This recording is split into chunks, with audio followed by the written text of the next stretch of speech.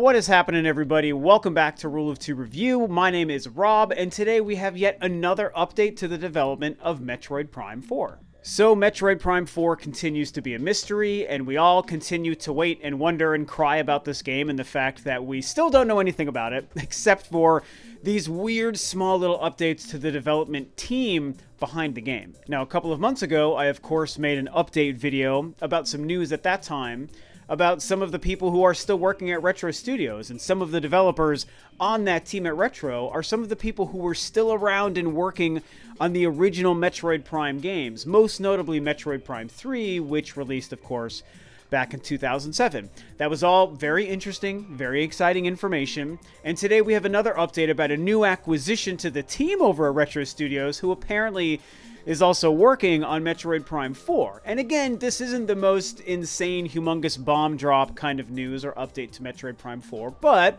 as I mentioned in that last video, I'll mention the same thing here again. I pretty much cover Metroid at every turn. You guys know that. You expect it from me. I know that you guys like it. And I, of course, love having any reason to talk about Metroid. It's what I'm here to do. And I know it's what a lot of you guys look forward to when it comes to news about Metroid. And of course, specifically Metroid Prime 4, because of the weird, crazy roller coaster ride this game has taken us on.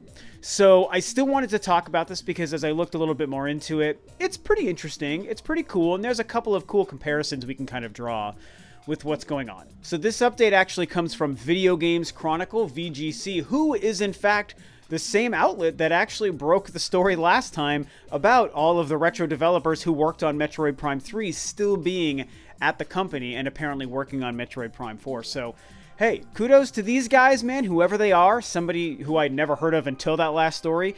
They seem to have all the inside scoops when it comes to Metroid Prime 4 and the development there, so I'm going to link, of course, the article below for you to read, but they basically are breaking that a fellow named Kyle Heffley, who was previously working at 343 Industries on the Halo franchise, has now moved over to Retro Studios to work on Metroid Prime 4. What a crazy development. This is crazy for a few reasons, and it's also exciting for a few reasons. I'm not going to lie. I'm incredibly excited about this. I'm very optimistic about this. I love Halo. Halo is one of my favorite gaming franchises, you guys. Obviously, you know, just because Metroid is my favorite doesn't mean that I don't also love the other kind of sci-fi shooter franchise out there, the other seminal sci-fi shooter franchise, which really is Halo. I'm a big fan. And so having somebody who worked on some of the more recent Halo games moving over to Metroid, I think makes sense in a lot of ways. I do like the more recent games. I thought 4 was much, much better than 5, but I also loved 5's multiplayer quite a bit more than Halo 4, so, you know, do with that information what you will. But the point is that Kyle Heffley was actually responsible for a lot of the modeling and the character designs of the Halo games that he worked for under 343.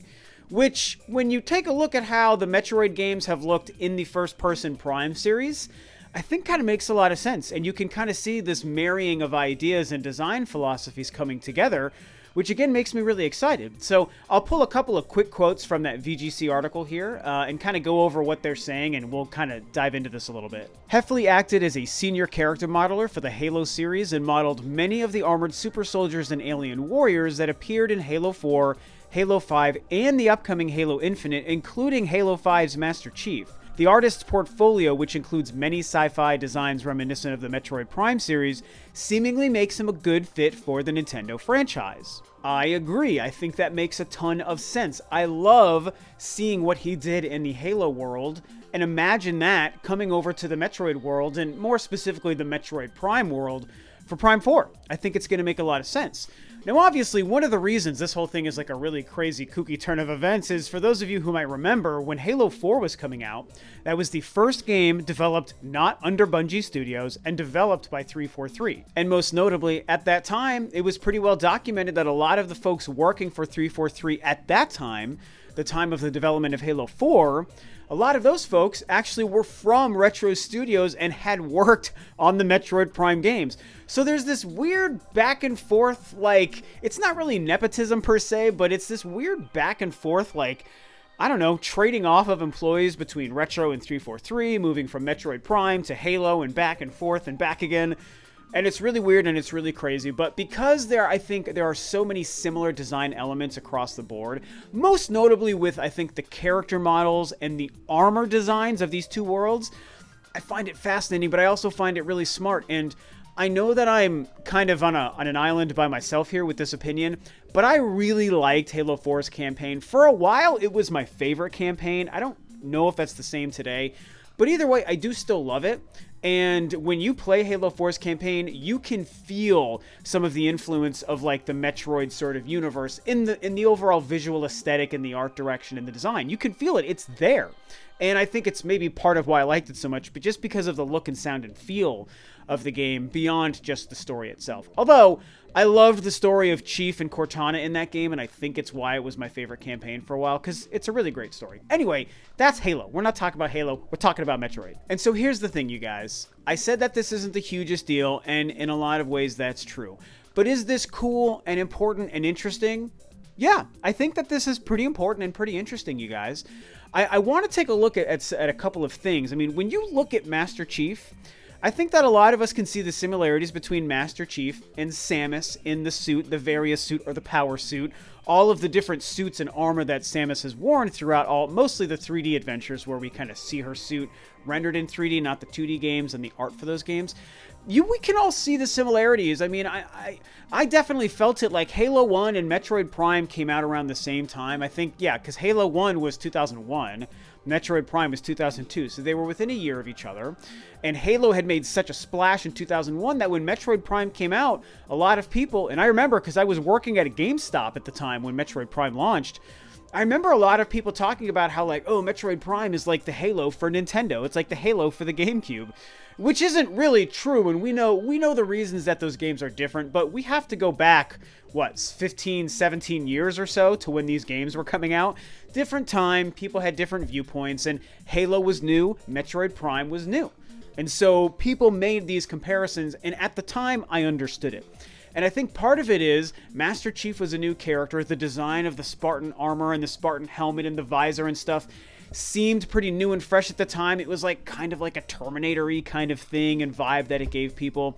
But it also, by the time Metroid Prime came out the year later and everyone saw Samus and the power suit again in like all the advertisements and everything, everyone kind of started to see the similarities, even though Samus obviously predates Master Chief and Halo by like decades. We all know this. But as they were brought more into the modern 3D gaming zeitgeist of the early 2000s, that was what was happening. And so there were similarities between the look of Samus and the look of Master Chief, and people loved those two characters, and people were making fanfic of Samus and Master Chief getting together because they seemed similar and they were both in first-person franchises. But I think it's also interesting if we take a look at some of the other designs in the Halo franchises of other characters that aren't Master Chief specifically, other designs for the armor and the character models and the Spartan outfits and Spartan armor in that universe, including some of the stuff in the article I've linked below. You can see a couple of shots here from, I think, Halo 5 that obviously Kyle had worked on. There's another kind of element of Metroid that all of these designs remind me of, and it's the GFS, the Galactic Federation troopers, that are featured really prominently in Metroid Primes 2 and Metroid Primes 3, and you can see some comparisons here. It's pretty striking, really, how similar these characters look. And I don't want to start getting into like, oh, well, you know, this series is clearly just stealing it from the other. You know, Halo is stealing it from Metroid, or Metroid stole it from Halo. That's not what these comparisons are about. It's not about one, you know, ripping off ideas from the other. They're both great franchises that do great things, even though I obviously prefer Metroid. Still, that's what it is. I'm just trying to say that we can understand why a design philosophy from a game and a series like Halo makes sense to bring over to Metroid. And we think about what Metroid Prime 4 could be. It's so mysterious right now, you guys. Metroid Prime 4. What will this game really turn into? How much will it feel like the old tried and true Metroid Prime experience, I should say? How much will they be bringing and introducing new elements into the franchise with this game? How are they going to be evolving what the Metroid Prime gameplay was like, while hopefully also still feeling like the older games? And what will the look and feel and sound be like? And so elements like these, like how game developers design and direct the art of the game, the characters, the NPCs, the character you play as, their armor, their faces, the worlds, the ships, all of these things matter. It reminds me of how I've watched so many movie documentaries, especially on big budget movies. Obviously, I'm watching Star Wars documentaries, Pirates of the Caribbean, the Alien franchise, the Terminator franchise, you know, Avatar, James Cameron Avatar, all that stuff. I love these kinds of things. And so I've seen in the film world a lot of what the design process is and how it takes a couple of people with incredible imagination and artistic skills to bring to life these worlds and choose what things look like, what clothes people wear, what ships people fly, what cars people drive, what buildings people go into. You know, those things matter. They color the world and they make it feel organic. And so we bring that into focus in the gaming world, which is obviously much more cinematic now than it was even 10 or 15 years ago. And I have to appreciate what somebody who worked on the Halo franchise could bring to a Metroid Prime 4, you know, the sequel to Metroid Primes 1, 2, and 3, with those games' very specific look and aesthetic, and Metroid, Samus's very specific look to her different suits throughout these games and the way her visor is changed. And I even think of, I even flashed a shot or two earlier here of Samus, you know, from Other M, which I think is one of her best and most sleek suit designs. And there's a chance that they start to borrow a little bit from there. And I see a lot of similarities in Samus's design, both from the Prime trilogy and from Other M, with what we've seen in Halo. And so this whole long-winded sort of spiel I'm going on here is just a really, you know, roundabout way for me to just say that I think this is a smart choice. This seems like a great hire. I obviously already trust Retro Studios. We know per their last report that about half the people at Retro worked on the previous Prime games already, so that's a great first step. We got a great starting point. Now let's bring in some fresh blood. How are we going to change and evolve it so it doesn't feel stale, like Metroid Prime 4 is just a waste of time because it doesn't do anything new or different? Bring in someone from something like Halo, one of the biggest franchises in video game history, the Halo franchise, and somebody who was a key component in the overall look and design of the characters, specifically the characters. That's the thing. They said the alien races, the alien characters, and the characters, including Master Chief's design from Halo 5. All of that stuff, that is a great pedigree to bring into a Metroid Prime 4 that's going to be releasing on the Nintendo Switch, or per my personal theory, maybe the successor to the Nintendo Switch, the Nintendo Switch 2, whatever happens, whether it's both consoles or it's next gen, whatever. It's a whole new era to see a Metroid Prime game. And this stuff, I don't know, it just makes me really happy. I think this is great. I support this. So of course, a lot remains to be seen when it comes to Metroid Prime 4 and the development. We're only just now starting to get little kind of odds and ends and nicks and nooks about what's going on behind the scenes, and we can try to, you know, look a little bit between the lines of these updates and try to see if it's giving us a glimpse at the launch window. You know, if they're hiring this person for this at this time and that person for that at that time, where does it say it is in the process, you know? And I'm obviously not the person qualified to say what it means that this person's getting hired right now. I don't know if this means they're 10% in, if they're 50% in, if they're 90% in to finishing the game. I don't know based on this hire.